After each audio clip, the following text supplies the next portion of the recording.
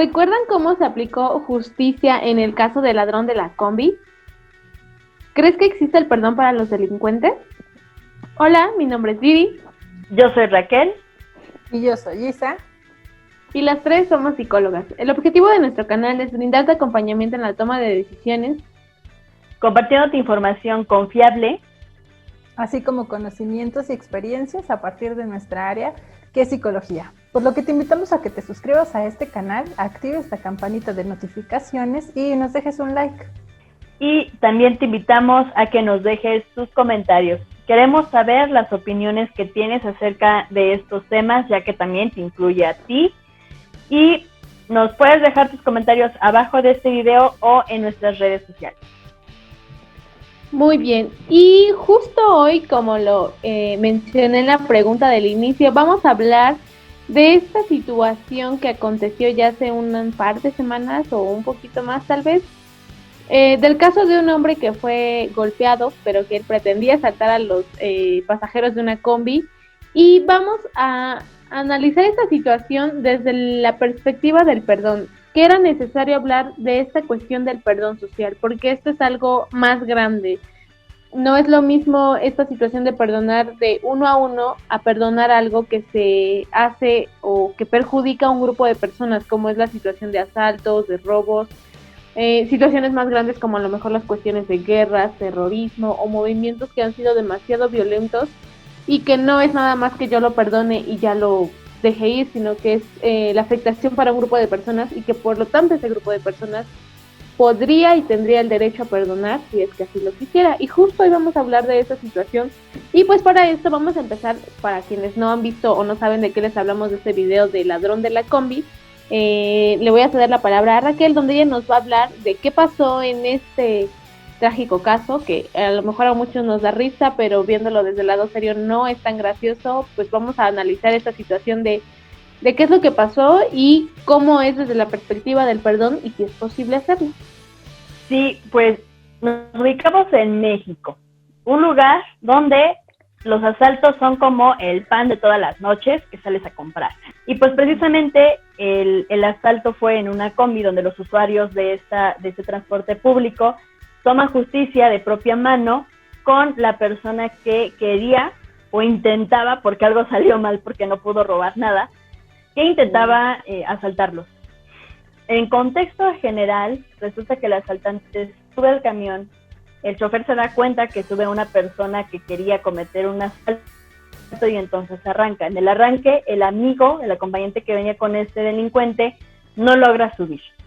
Entonces él solo dice, bueno, saque todo lo que tiene, dinero, pero algo sale mal y entonces intenta salir de la combi, pero no puede.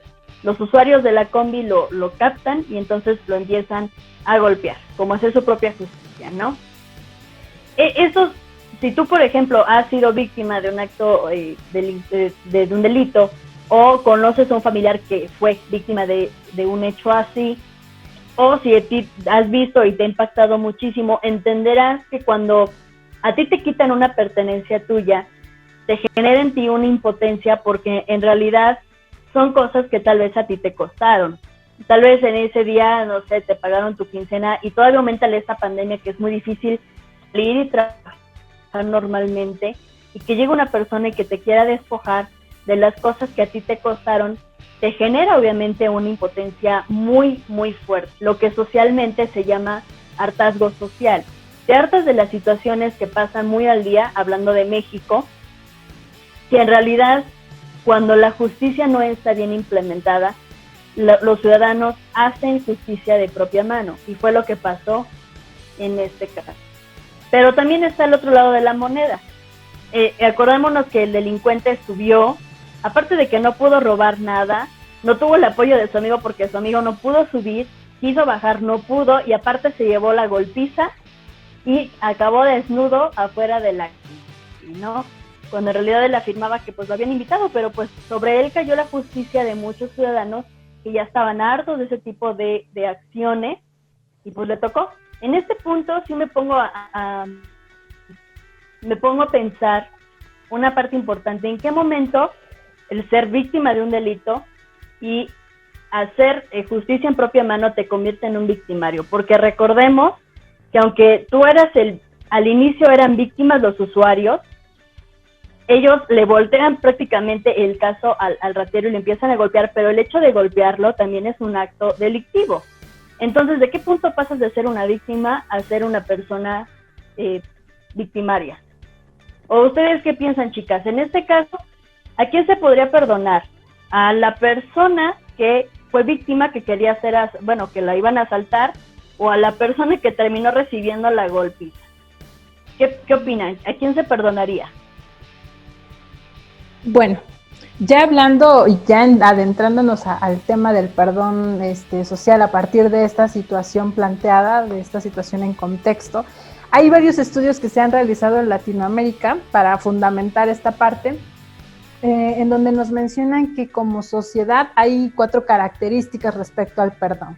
Y se evidencia, ¿no? Se sacan estos resultados en donde nos menciona que como ciudadanos, como sociedad, como seres humanos, no estamos listos, no tenemos las herramientas para realmente perdonar. Entonces, esa es la primera premisa planteada.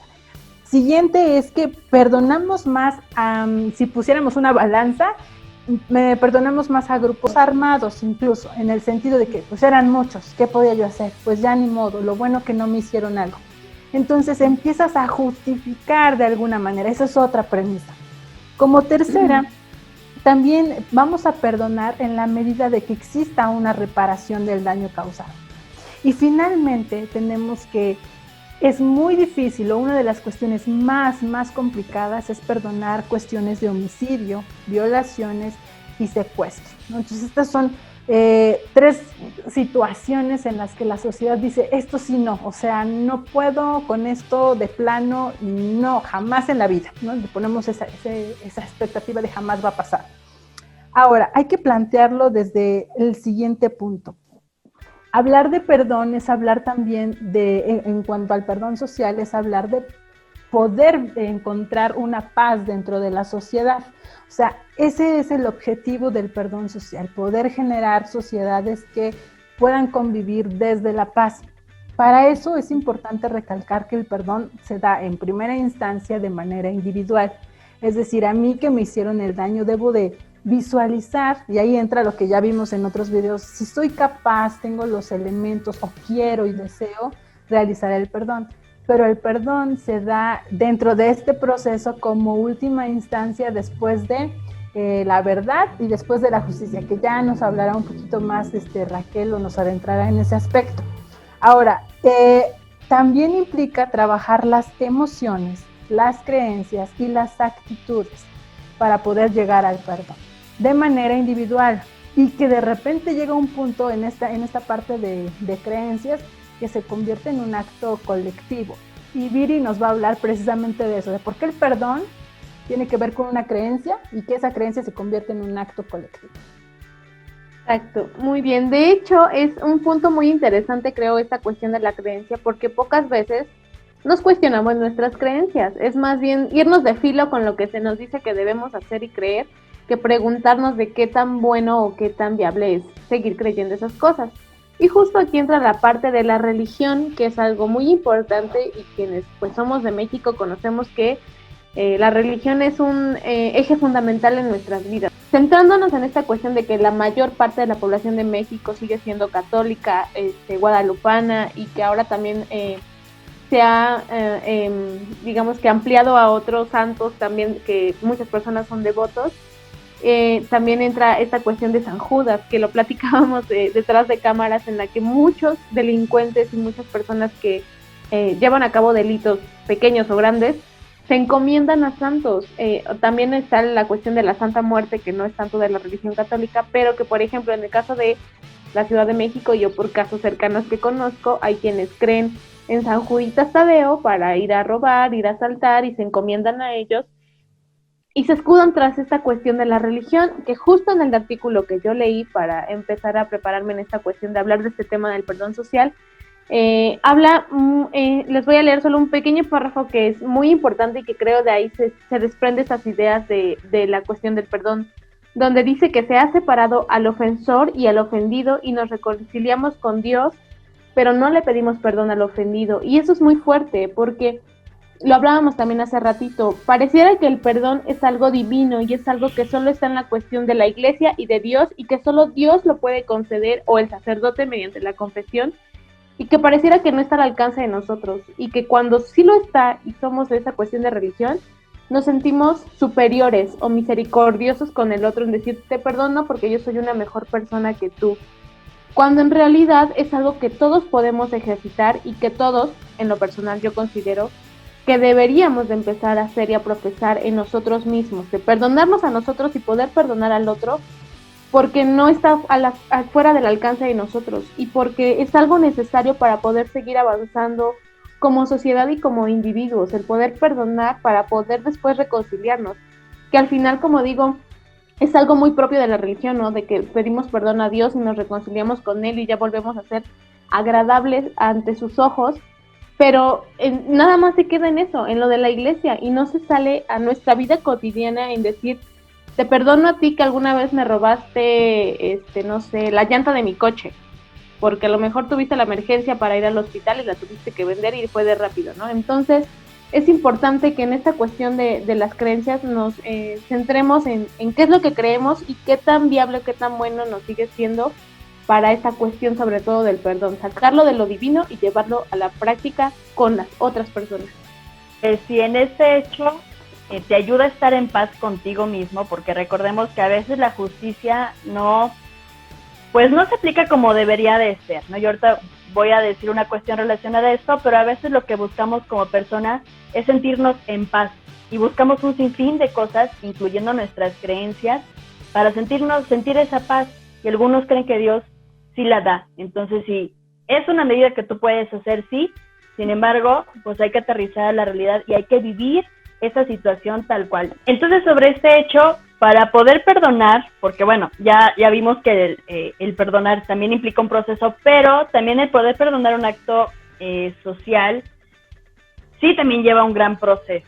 Y bueno, para poder perdonar hay que pasar por saber la verdad, conocer la verdad para que no repitan los hechos, y también pasar por que se haga justicia para saldar los derechos de las víctimas. Y lo voy a poner en un ejemplo. Ustedes es muy común y ustedes seguro lo han visto, porque bueno, esto ya es mundial, donde las marchas de las mujeres que exigen los derechos acerca de los feminicidios son consecuencia de esto. Es decir, si ustedes tienen un conocido, entenderán que estos actos, vuelvo a repetir, los feminicidios, los asesinatos, los secuestros, a veces no se dice lo que pasó. Y las personas, los familiares cercanos o los que viven esos hechos, tienen el derecho de saberlo, de saber qué pasó con su ser querido, con esa persona, con tu vecino, con tu hija, con tu sobrina, o X persona, para que no se vuelvan a repetir los hechos. El conocimiento hace que también nosotros exijamos justicia, y no solamente exigirla, sino que también se haga. Cuando sí se hace la justicia como debe de ser, es obvio que las personas ya no buscan justicia por su propia mano, porque ya sabes que se van a pagar los actos que se hagan, los actos delictivos. Entonces sí es importante estos dos puntos, saber la verdad para que no se repitan los hechos, y sobre eso exigir justicia para que se salden los derechos de las víctimas. Okay. Y justo a mí en esta parte me gustaría agregar que en el artículo que yo leí habla de la mano del perdón y la reconciliación, y justo lo que acaba de mencionar Raquel es el camino que abre esa pauta para que haya la reconciliación, es decir, que debe de haber esa justicia en estos casos, por ejemplo, justicia social, y también se habla de dos tipos de justicia en el artículo que yo leí también, donde dice que hoy se reconoce que la justicia punitiva debe ir acompañada de justicia restaurativa. ¿A qué se refiere esto? A que no solo se trata de que en nuestro sistema, que por desgracia así es, en que solo se preocupa por castigar, que ahora además de eso se preocupe también por restaurar el daño, porque muchas veces nada más buscamos como de que pague el maldito lo que hizo, ¿no? Cuando en realidad también una de nuestras prioridades debería ser el que se haga esa justicia restaurativa, es decir, que se repare el daño en la medida de lo posible. Sabemos que en los casos de asesinatos pues el hecho de que tú castigues a la persona no va a revivir a tu ser querido o a la persona que falleció o que asesinaron. Pero el hecho de que sepas cómo fueron las circunstancias y que sepas que la persona está detenida, que está en la cárcel y que no va a hacer más daño a las otras personas, te da una tranquilidad a ti de saber que pues se hizo esa justicia, que conociste la verdad, que hay responsables, que hay culpables y que van a pagar como ese daño que hicieron, pero que en la medida de lo posible se restaure eso. De ahí que entra también lo mencionan aquí como un rito, sí, lo podemos llamar como un rito, algo simbólico, en el que incluso puede existir esta cuestión de lo que se hace en los juicios, ¿no? De que puedas estar en la misma sala de la persona, que puedas enfrentar a esa persona, que esa persona pueda reconocer el daño que hizo, y que muchas veces sabemos que no es así, porque muchos se declaran inocentes hasta que demuestres lo contrario, ¿no? Pero el hecho de que tengas esa situación, aunque sea simbólica, del cierre, de que hay alguien que va a pagar por ese daño que hizo, a ti te da una tranquilidad, y a las personas que sufrieron esa situación. Okay. Sí, y profundizando ya más en cuanto a ese, mejor dicho, a qué se refiere, cuál es el propósito del perdón social, tiene que ver con que perdonar en primera instancia es humanizador, ¿no? Eso es como línea base, digámoslo así. Que reconstruya al sujeto, ya lo veíamos en otras cuestiones, ¿no? Cómo es que te puede sanar a ti, te libera del odio y de la ira, del rencor, pero también de la venganza. ¿Qué es esto del ejemplo que ya les poníamos de la combi, ¿no? Que no quieras golpear también y ser ahora tú el que violenta a otra persona.